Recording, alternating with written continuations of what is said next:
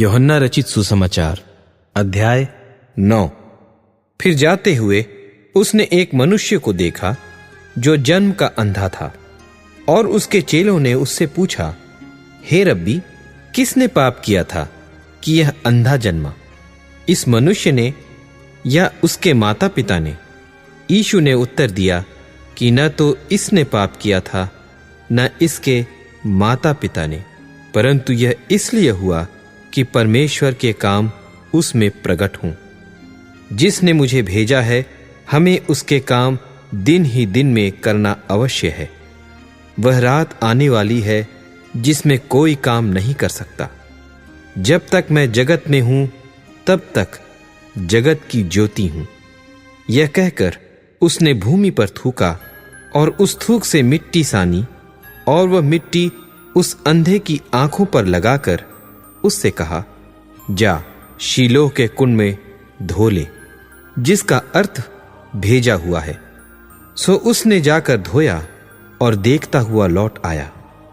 तब पड़ोसी और जिन्होंने पहले उसे भीख मांगते देखा था कहने लगे, क्या यह वही नहीं जो बैठा भीख मांगा करता था? कितनों ने कहा, यह वही है।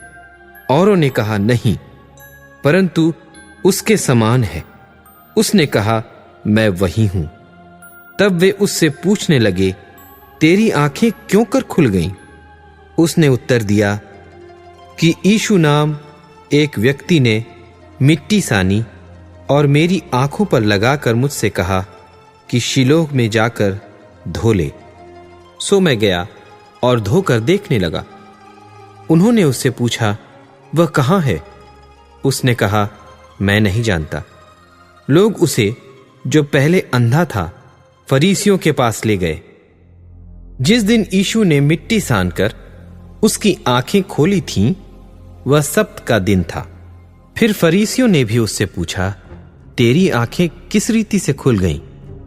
उसने उनसे कहा, उसने मेरी आंखों पर मिट्टी लगाई, फिर मैंने धो लिया और अब देखता हूं। इस पर कई फरीसी कहने लगे, यह मनुष्य परमेश्वर की ओर से नहीं, क्योंकि वह सब्त का दिन नहीं मानता।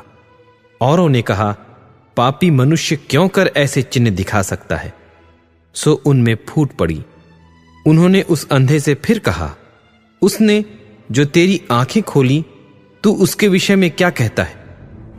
उसने कहा, वह भविष्यद्वक्ता है।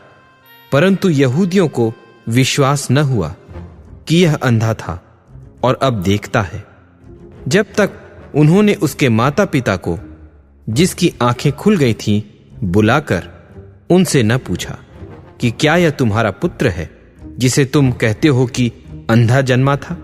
फिर अब वह क्यों कर देखता है? उसके माता पिता ने उत्तर दिया, हम तो जानते हैं कि यह हमारा पुत्र है और अंधा जन्मा था, परंतु हम यह नहीं जानते हैं कि अब क्यों कर देखता है, और न यह जानते हैं कि किसने उसकी आंखें खोली।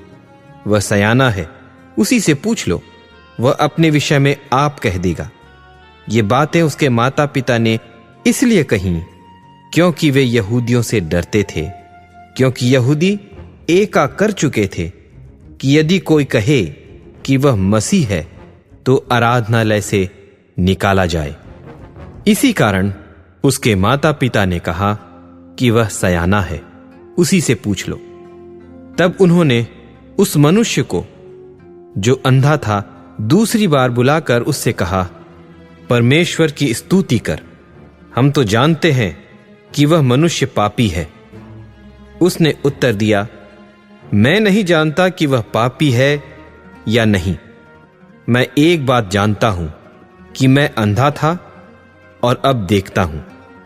उन्होंने उससे फिर कहा कि उसने तेरे साथ क्या किया और किस तरह तेरी आंखें खोली?